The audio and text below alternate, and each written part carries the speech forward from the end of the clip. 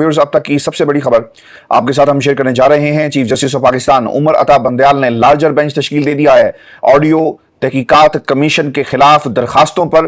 और क्या इस लार्जर बेंच के बनने के बाद सुप्रीम कोर्ट ऑफ पाकिस्तान में हम एक नई जंग देख रहे हैं, और जंग को लीड कौन करेगा, दूसरी तरफ से इसकी मुकम्मल तफसील मैं आपके सामने रखूंगा। और व्यूअर्स, आपको बता दें कि 45 और 600 का नंबर किसके लिए लकी है और किसके लिए अनलकी है, ये मुकम्मल कहानी आज की इस नशिस्त में आपके सामने हम रखेंगे। और फिर पाकिस्तान तहरीक इंसाफ के हवाले से और इमरान खान साहब के हवाले से हुकूमत वक्त ने क्या इंतहाई अहम फैसला किया और किस किस्म के बयानात इस वक्त हुकूमत की तरफ से देकर तहरीक इंसाफ के खिलाफ ये फैसला देने की तैयारी की जा रही है, ये भी मुकम्मल कहानी आज की इस नशिस्त में मैं आपके सामने रखूंगा।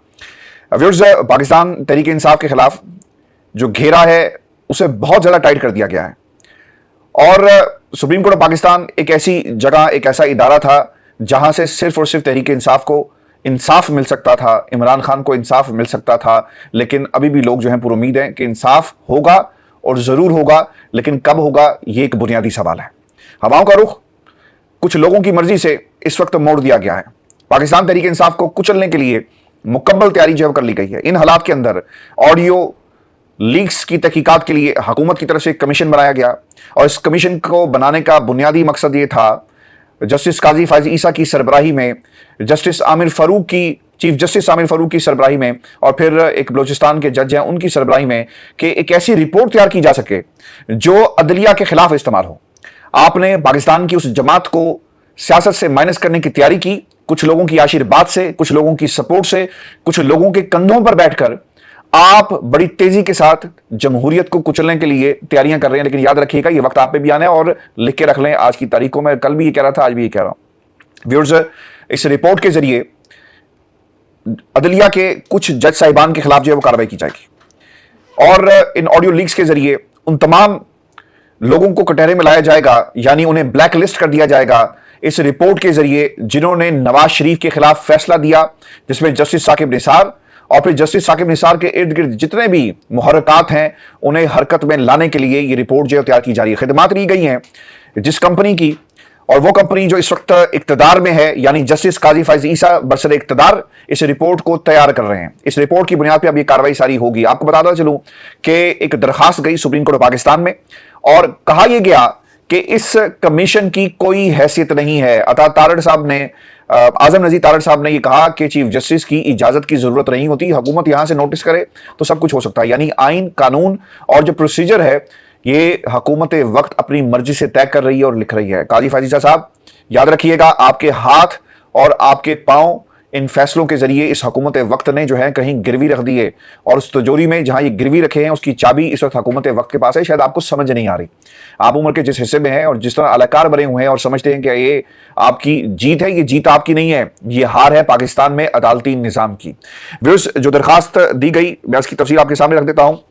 इस दरखास्त में 5 रुकनी लार्जर बेंच तश्कील दिया गया है, और इस 5 रुकनी लार्जर बेंच में जो सरबराही है वो चीफ जस्टिस ऑफ पाकिस्तान कर रहे हैं। इसके साथ साथ जिनके बारे में हुकूमत वक्त का क्या मौक़िफ़ है वो आपको बखूबी मालूम है। इसके साथ साथ जस्टिस एजाजुल हसन, जिनकी शक्ल मरियम नवाज को पसंद नहीं है, इनकी तस्वीरों को जलसों में चलाकर कहा गया कि क्या है इसकी शक्ल, कि ये अगला चीफ जस्टिस ऑफ पाकिस्तान बने। फिर जस्टिस मुनीब अख्तर, इन्होंने भी 14 मई के हवाले से जो फैसला आया पंजाब इलेक्शन के हवाले से बड़े ज़बरदस्त किस्म के रिमार्क्स थे, और वो खड़े रहे इस फैसले में। लेकिन अब हुकूमत वक्त इनके गिर्द भी घेरा तंग कर रही है, इसे भी इस बेंच में शामिल किया गया। सैयद हसन असर रिजवी साहब हैं, और फिर जस्टिस शाहिद वहीद साहब को भी इसमें शामिल किया गया। अदालतें भी समझती हैं, खसूसन पाकिस्तान के ये जो जज साहिबान जिसमें मैंने आपके सामने नाम रखे, कि उमर अता बंदयाल साहब तो चले जाएंगे, हमारा क्या होगा, इसीलिए हमें अपनी रिट को बरकरार रखना है। मेरा ख्याल है कि उमर अता बंदयाल साहब जो है ना, ये बहुत देर हो गई है, अब आप घर जाने की तैयारी करें। जिस तरह आपने अलाकार बनकर इमरान खान की हुकूमत के खिलाफ जो काम किए, जनरल बाजवा के कहने पर, मुझे कहने में कोई आर नहीं है, आप जिम्मेदार थे।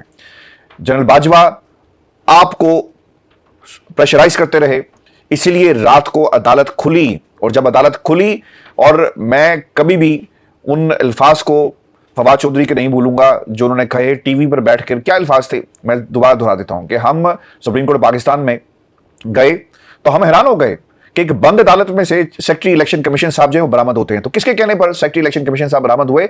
जनरल बाजवा के कहने पर उन्हें वहां पर भेजा गया।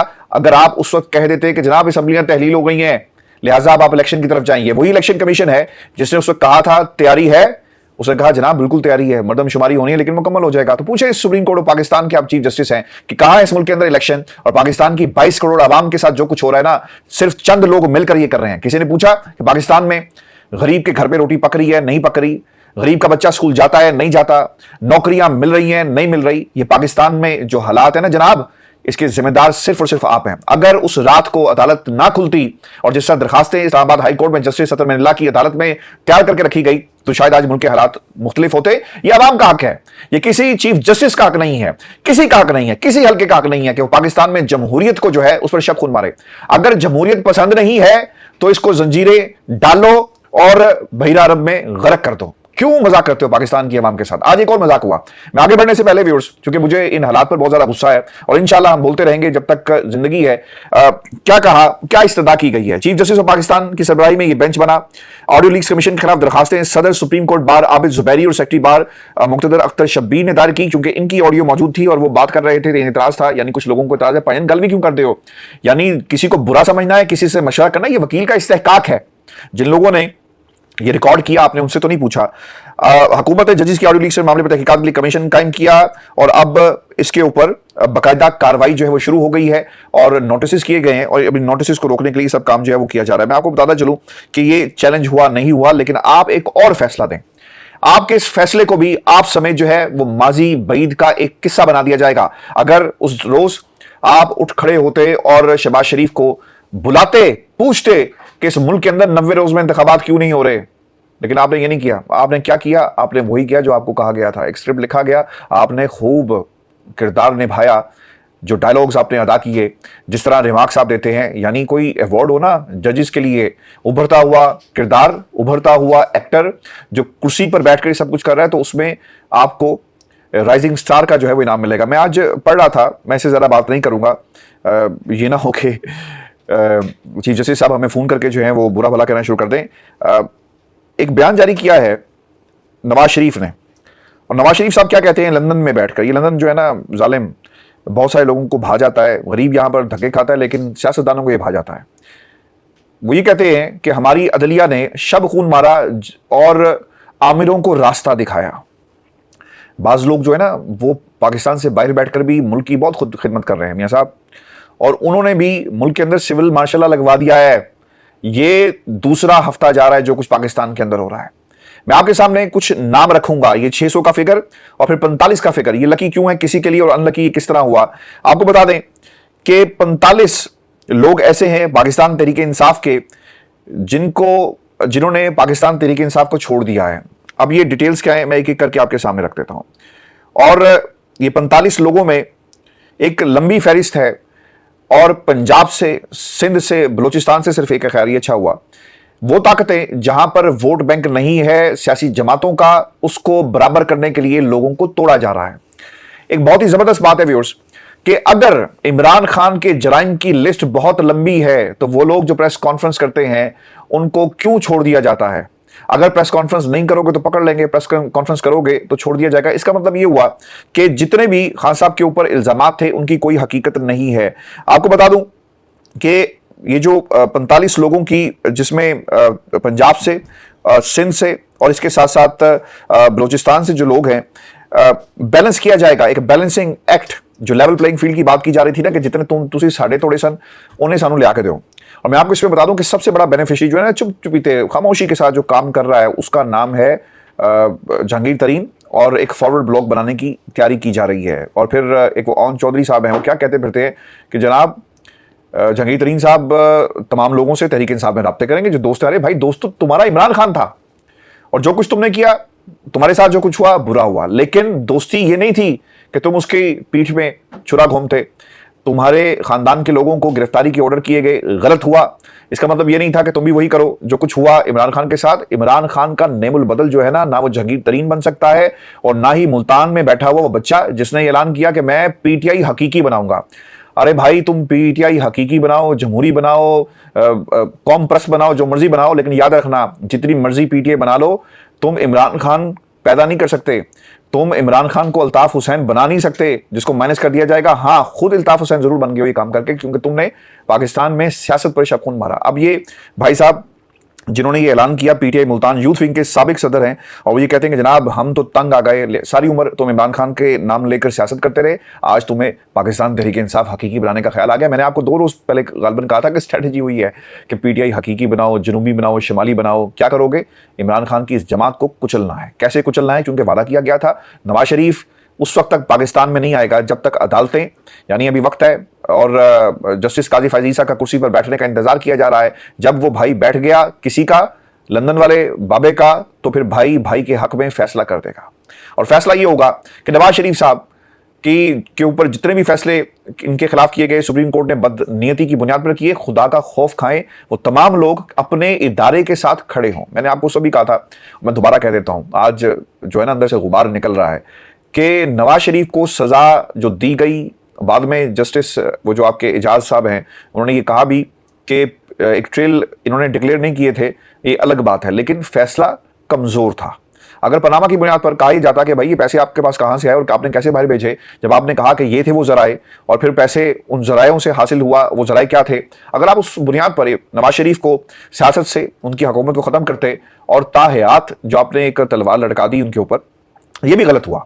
सियासतदानों को सियासत से माइनस करने के कम से कम मैं हक में नहीं हूं, क्योंकि अगर आप ये काम एक के साथ करेंगे ना भाई, तो ये सबके साथ होगा। नवाज शरीफ की हुकूमत जाती, नवाज शरीफ से सवाल किया जाता कि तुमने ये काम किया, वो कहता नहीं किया, आप कहते किया, ये देखो सबूत, नहीं तो तुम अपने सबूत लेकर आओ।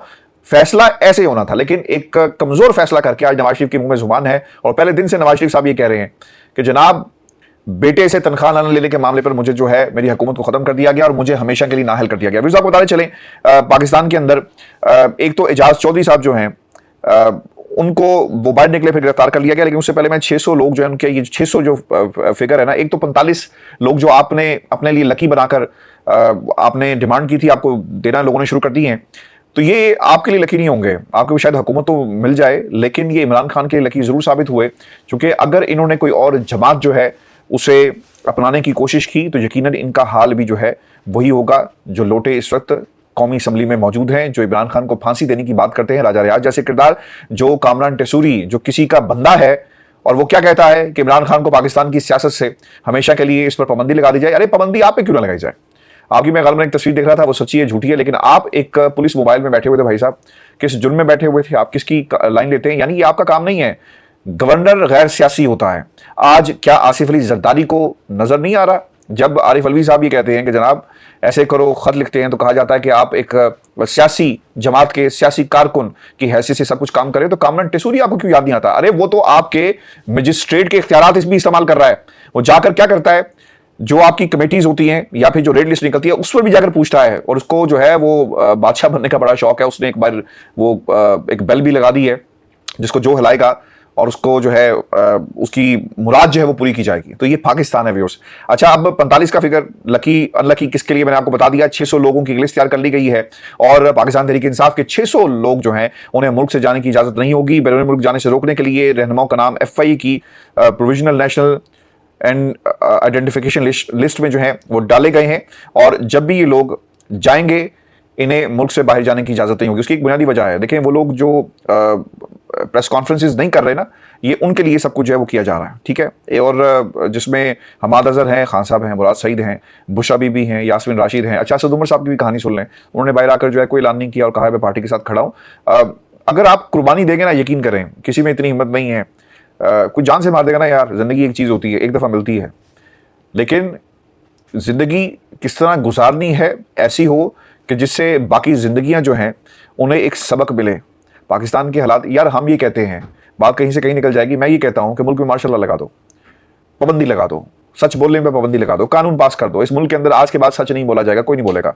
सच बोलने पर सारी उम्र जो है उम्र कैद की सजा सुना दी जाएगी। एक कानून बना दो, लेकिन जब कानून बनाया जाए उस पर अमल करो, मजाक ना करो। सिर्फ नवाज शरीफ को पाकिस्तान की सियासत में इन करने के लिए पूरे मुल्क का बेड़ा गर्क कर दिया। सिंध में क्या हो रहा है किसी को कुछ मालूम नहीं, पेशावर में हुकूमत क्या कर रही है किसी को कुछ मालूम नहीं, पंजाब में क्या हो रहा है किसी को कुछ मालूम नहीं, बलूचिस्तान में एक लूली लंगड़ी किस्म की हुकूमत बना दी जाती है, वक्त आने पर उसे इस्तेमाल किया जाता है। और वहां पे क्या हो रहा है, वो तमाम लोग जो तरीके इंसाफ में थे तोड़कर जरदारी की गोद में डाले जा रहे हैं। जरदारी ने तिजोरी उनके मुंह खोल दिए और खरीद रहा है जरदारी। अब ये जहांगीर तरीन जो फॉरवर्ड ब्लॉक बनाने की बात कर रहे हैं, कितना का फॉरवर्ड ब्लॉक होगा? क्या कहेंगे लोग कि हमें इमरान खान जो है वो बहुत बुरा लगता है? इमरान खान, आज आप उसके खिलाफ जो ये इंतकामी कार्रवाइयां बंद करें तो आपको अपनी औकात जो है वो मालूम हो जाएगी कि आप कहां पर खड़े हैं। व्यूअर्स, आपको मैं ये भी बता दूं जाते जाते कि खबर जो थी वो गर्दिश कर रही है आरिफ अलवी साहब के हवाले से कि शायद उन्होंने इस्तीफा देने की बात कर दी। अब ये कंफर्म नहीं हो रहा, लेकिन ये कोई मुसद्दका खबर नहीं है, सोशल मीडिया पर ही किसी ने उड़ाई है और बाकायदा इसके ऊपर बात हो रही है। अच्छा, मैं ना नाम आपको बता दूं, पंजाब से जो है ना तकरीबन कोई, अच्छा इसमें साबिक सूबाई वज़ीर फयाजुल हसन चौहान साहब हैं, अच्छा हुआ पार्टी से चले गए। अब्दुल रज़ाक खान न्याजी साहब हैं, MPA मखदूम इफ्तिखार उल हसन गिलानी है, मियाँ जलील अहमद शरकपुरी। अच्छा, इन बाबा जी का भी कोई हाल मुझे समझ नहीं आता। मैं आपको बताऊं करने क्या जा रहे हैं। एक खौफ पैदा होगा कि हमने तो इमरान खान के साथ ये कर दिया, तो भाई तुम किस खेत की मूली, तुम्हारे साथ भी ये हाल होगा। तो लोग टिकट नहीं लेंगे आने वाले इंतखाबात के अंदर, जो टिकट लेगा उसके बच्चे उठाए जाएंगे। जिस तरह परवेज इलाही की गिरफ्तारी के लिए सुनने में आ रहा है, लोग वहां पर पहुंच गए हैं और कभी भी गिरफ्तार किया जा सकता है। अब परवेज इलाही साहब से भी प्रेस कॉन्फ्रेंस करवाई जाएगी, तो क्या कौम को नजर नहीं आता? नजर आता है। इसीलिए मैं बार बार कहता हूं, जब आपको मौका मिले आपने इन लोगों को वोट नहीं देना, या देना तो भाई आपकी मर्जी है, आपका पाकिस्तान है, चोर लुटेरे जो मर्जी करे इस मुल्क के साथ। अगर आप खुश हैं तो ये फिर आपका फैसला है। इसमें बाहर से ताकतों ने आकर आपकी सिचुएशन को एक्सप्लॉइट करना है, हक हासिल करना है आपने अपना जमहूरी हक, जहां पे सच बोलने की आज़ादी हो, सवाल करने की आज़ादी हो, सवाल पूछने की आज़ादी हो, सच बोलने पर आपको पाबंद सलासल ना किया जा सके, आपको रातों रात उठाया ना जाए। और इस करवा कौन रहा है? ये PDM करवा रही है, याद रखिएगा। कोई बंदा जरा हाईलाइट होता है ना, कहने फाड़ लो यार, बोल ना पाए, वो बोलने की कोशिश करता है, यार यदि जुबान वाड़ दो। जब उस बेचारे की जुबान काट दी जाती है, फिर वो कहता है कि वो आंखों से अपना पैगाम दे रहा होता है, हाथ के इशारों से चीख रहा होता है, फिर वो कहते हैं कि यार इसको रास्ते से हटा दो, गायब कर दो। ये पाकिस्तान है सर। खुदा के लिए अपने आने वाले बच्चों के मुस्तकबिल के बारे में सोचिए। ये वक्त गुजर जाएगा, 3 साल 4 साल 5 साल, याद रखिएगा वो लोग जो इस हुकूमत में बैठे हुए ना, इनका इससे बुरा अंजाम होगा।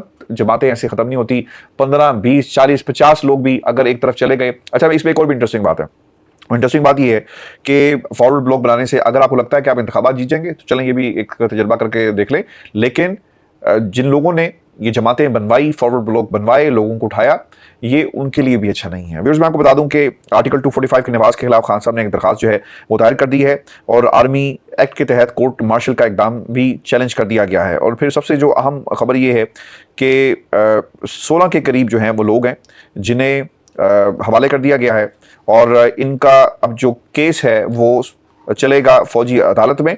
और आपको मालूम है कि फौजी अदालत के अंदर ऐसे ऐसे फैसला आता है। पाकिस्तान में की अदलिया को भी ऐसे ऐसे फैसला करना चाहिए और ऐसे ऐसे सजाएं देनी चाहिए। लेकिन क्या होता है, thanks to chief justice of Pakistan mister justice Umar Ata Bandial, जो लोग कहते हैं जी कि फौज जिम्मेदार है, मैं कहता हूं फौज जिम्मेदार नहीं है। पाकिस्तान के अंदर जो सबसे बड़ा इदारा जो जिम्मेदार है इन हालात का, वो हैं जस्टिस उमर अता मंदाल साहब। अगर ये उस रात को अदालत ना खोलते और कहते कि यार छो असम्बली तो टूट गई है, गलत हुआ सही हुआ, अब हमें इलेक्शन की तरफ जाना चाहिए, लेकिन उन्होंने क्या किया पूरी कौम के सामने, और हालात किस तरह बदले। एक ऐसी हुकूमत जिसकी कोई पहचान नहीं है, क्या कारकर्दगी है। कभी किसी ने पूछा फॉरेन पॉलिसी के फ्रंट पे हम क्या कर रहे हैं? कभी करें सवाल किसी से। आप श्रीनगर में जो कुछ हो रहा है आप उसे तो रुकवा नहीं सके,